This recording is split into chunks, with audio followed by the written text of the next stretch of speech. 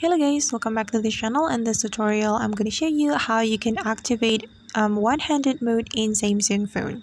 Alright guys, first of all, open your settings application on your Samsung phone. Then you can scroll all the way down to find advanced feature setting. And this is the settings, so you have to tap on it.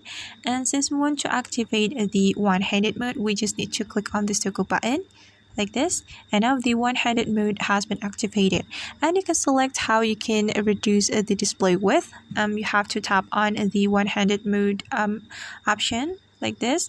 Then you can select either gesture or button, and for me, I'm just gonna select button, so I have to double tap the home button to reduce the display.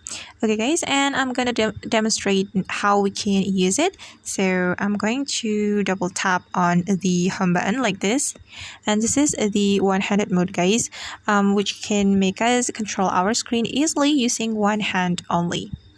Alright guys, and that's how we can activate and use one-handed mode in Samsung phone. I hope this tutorial will be helpful for you. Thank you so much for watching, and see you on the next video.